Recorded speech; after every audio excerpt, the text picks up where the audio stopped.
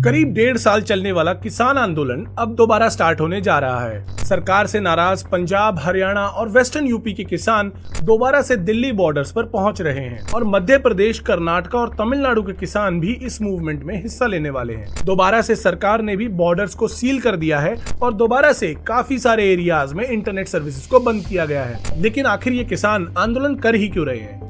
किसानों की सरकार से क्या मांगे हैं और क्या ये आंदोलन सिर्फ किसानों का है या फिर हम सब की लाइव्स पर और इस पूरे देश पर इसका असर पड़ेगा?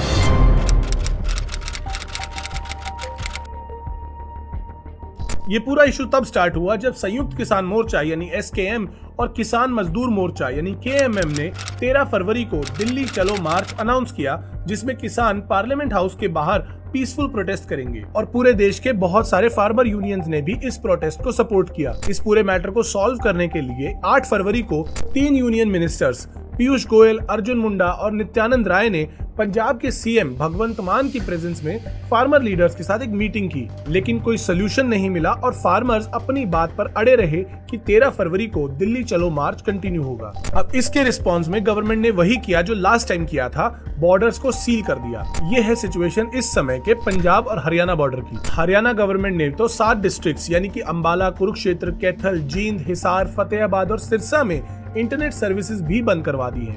अब सिचुएशन तो ये है कि पुलिस गांव-गांव जाकर ये अनाउंस कर रही है कि अगर किसी भी फार्मर ने फार्मर प्रोटेस्ट में हिस्सा लिया तो उनके पासपोर्ट सीज किए जाएंगे और उन पर कड़ी कार्रवाई की जाएगी। सूचित किया जाता है कि दिनांक 13 तारीख को किसानों द्वारा जम्मू बॉर्डर पर इकट्ठे होकर दिल्ली जाने का आह्वान किया है।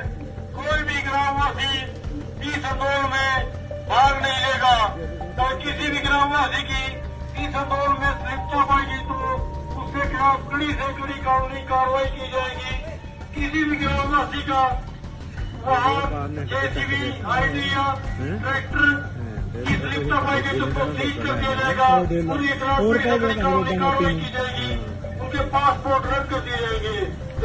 यानी पुलिस और गवर्नमेंट ये पूरी कोशिश कर रही है कि किसी भी हाल में किसान दिल्ली तक ना पहुंचे। अब सरकार ने 12 फरवरी को भी एक मीटिंग अरेंज की, लेकिन किसानों का कहना था कि अगर आप बॉर्डर्स को इस तरह से 13 फरवरी से पहले ही सील कर रहे हो तो इसका मतलब है कि आप जानते हो कि 12 फरवरी को कोई सोल्यूशन नहीं निकलेगा। इसीलिए पूरी तैयारी के साथ 25,000 से ज्यादा किसान ऑलरेडी दिल्ली बॉर्डर के पास पहुंच चुके हैं। अब बात करते हैं किसानों की आखिर मांग क्या है, क्योंकि अगर आपको याद हो पिछली बार 2020 में जब 3 फार्म लॉज गवर्नमेंट लाई थी तो उसके अगेंस्ट फार्मर्स ने प्रोटेस्ट किया था और गवर्नमेंट को तीनों लॉज वापस लेने पड़े थे। लेकिन इस बार फार्मर्स की मांग कुछ अलग है, तो एक एक करके फार्मर्स की डिमांड्स को समझते हैं। सबसे पहली डिमांड जो किसान ने रखी है वो है एमएसपी की। पिछले प्रोटेस्ट में भी एमएसपी एक बड़ा मुद्दा था और वही मुद्दा अब दोबारा से उठ रहा है। किसान चाहते हैं कि एमएसपी की एक लीगल गारंटी दी जाए हर फसल पर, क्योंकि हर बार सरकार जो एमएसपी लाती है वो प्राइसेस किसान को मिलते ही नहीं है। एमएसपी यानी मिनिमम सपोर्ट प्राइस एक तरह से गवर्नमेंट की गारंटी होती है कि अगर किसी भी वजह से ओपन मार्केट में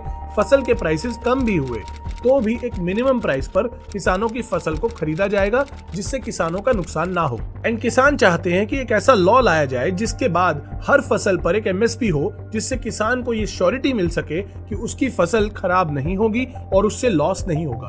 किसान ये भी चाहते हैं कि एमएस स्वामीनाथन कमेटी की जो रिकमेंडेशंस थी उनको इम्प्लीमेंट किया जाए। एमएस स्वामीनाथन एक एग्रीकल्चरल साइंटिस्ट थे जिनको फादर ऑफ ग्रीन रेवोल्यूशन भी कहा जाता है। एमएस स्वामीनाथन कमेटी का ये कहना था कि एमएसपी एवरेज वेटेड कॉस्ट यानी किसानों की जो लागत है उसके ऊपर 50% से इंक्रीज की जाए। यानी किसी भी फसल को उगाने में अगर किसान को 100 रुपए लगते हैं तो एमएसपी 150 रुपए पर रखी जाए। अगली डिमांड किसानों की ये है कि जो लैंड एक्विजिशन अथॉरिटीज करती हैं यानी गवर्नमेंट, उसका किसानों को सही कॉम्पनसेशन नहीं मिलता। 2013 में जो right to fair compensation and transparency in land acquisition act आया था उसको इम्प्लीमेंट नहीं किया गया। किसानों की और भी डिमांड्स हैं, जैसे शुगर केन प्राइसेस को बढ़ाया जाए, 60 साल से ऊपर के किसानों को एक पेंशन दी जाए, लखीमपुर खेरी इंसिडेंट के जो एक्यूज हैं उनके अगेंस्ट स्ट्रिक्ट एक्शंस लिए जाएं और किसानों को दिल्ली में एक लैंड ग्रांट किया जाए जिसमें किसान शहीद मेमोरियल बनाया जाएगा, जिससे पिछले आंदोलन में जिन किसानों की जान चली गई थी उन किसानों को शहीद का दर्जा मिल सके।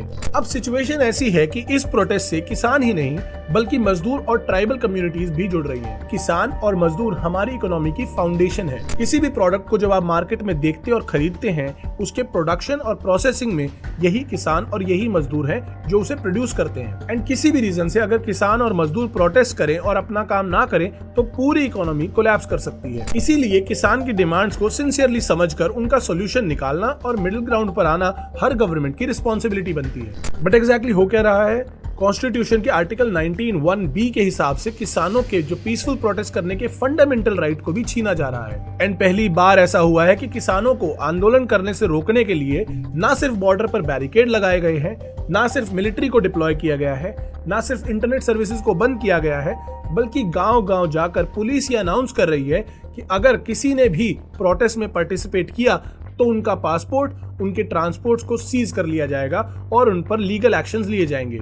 तो अब आप समझ सकते हैं कि गवर्नमेंट हर वो चीज कर रही है जिससे किसान और भी ज्यादा भड़क उठेगा। ये विजुअल्स हैं 12 फरवरी के, जहां किसान बॉर्डर्स पर बैरिकेड को तोड़कर आगे बढ़ रहे हैं। रिसेंटली ऐसा आंदोलन यूरोप में भी देखा गया था, जहां सारे यूरोप के करीब 27 देशों में फार्मर्स ने एक ट्रैक्टर मार्च किया था। एंड इवन दो यूरोप में एग्रीकल्चर का जीडीपी कंट्रीब्यूशन सिर्फ 1.7% था, वहां की गवर्नमेंट ने फार्मर्स की सभी मांगे मानी और सिचुएशन को कंट्रोल किया। अब इंडिया में एग्रीकल्चर का जीडीपी कंट्रीब्यूशन 15% है, तो क्या हम सीरियसली फार्मर्स की मांगों को इग्नोर कर सकते हैं? एंड किसानों को रोकने की बजाय गवर्नमेंट को उनसे बात करनी चाहिए। अगर वो प्रोटेस्ट कर रहे हैं तो प्रोटेस्टर्स को डराकर इंटरनेट बंद करके गवर्नमेंट सिर्फ अपने लिए प्रॉब्लम्स क्रिएट कर रही है। लोकसभा के इलेक्शंस कुछ ही महीनों में आने वाले हैं और ऑलरेडी गवर्नमेंट ने किसानों को खुश करने के लिए और वोट बैंक बनाने के लिए फार्मर लीडर और फॉर्मर प्राइम मिनिस्टर चौधरी चरण सिंह और एग्रीकल्चरल साइंटिस्ट MS स्वामीनाथन को भारत रत्न देने का अनाउंस किया था, जिससे शायद बीजेपी को लगा कि किसान खुश होंगे, शाबाशी देंगे। लेकिन हुआ बिल्कुल उल्टा। जयंत चौधरी, जो चौधरी चरण सिंह के ग्रैंडसन, जो कि खुद एक किसान लीडर हैं, उनके अगेंस्ट किसानों में एक वेव चल पड़ी। उनसे भी किसान नाराज हुए कि उन्होंने बीजेपी को ज्वाइन करके चौधरी चरण सिंह के जो सिद्धांत है उनके खिलाफ काम किया है। अब 2004 में मनमोहन सिंह ने कहा था कि हमें दोबारा से एक ग्रीन रेवोल्यूशन लाने की जरूरत है, जिससे किसानों को उनका हक मिलने लगे। क्योंकि हम सब जानते हैं कि हमारे देश में एक्टर चाहता है कि उसका बेटा एक्टर बने, लॉयर चाहता है उसका बेटा लॉयर बने, पॉलिटिशियन भी चाहता है कि उसका बेटा पॉलिटिशियन बने, लेकिन किसान आज भी नहीं चाहता कि उसका बेटा किसान बने। क्योंकि फार्मर्स को हमारे देश में ना तो उनका हक मिलता है, ना ही उनकी इज्जत। पिछले 10 सालों में ऑन एन एवरेज हर रोज 30 से ज्यादा फार्मर्स ने सुसाइड कमिट किया है। किसानों का लोन ना तो माफ किया जाता है, ना ही उन्हें कोई रियायत दी जाती है। एंड जय जवान जय किसान के नारे लगाने वाले देश में आज वही किसान उसी जवान के सामने खड़ा है। अब लास्ट टाइम जब 2020 में प्रोटेस्ट हुए थे, तब पीएम मोदी ने तीनों फार्म लॉज को वापस लिया था, क्योंकि उस समय यूपी के इलेक्शंस आ रहे थे। लेकिन अब तो लोकसभा के इलेक्शंस आ रहे हैं। क्या बीजेपी इलेक्शंस में किसान, मजदूर और ट्राइबल्स के अगेंस्ट जाकर भी इलेक्शन जीतने का सोच सकती है? क्योंकि मोदी जी ऑलरेडी अनाउंस कर चुके हैं कि बीजेपी अकेले 370 सीट्स लाने के काबिल है। लेकिन इस बार इन किसानों को खालिस्तानी बताकर और टूल किट जैसे वर्ड्स यूज करके इनको डिस्क्रेडिट करना मुश्किल होगा। अब इलेक्शंस में क्या होगा ये तो वक्त ही बताएगा।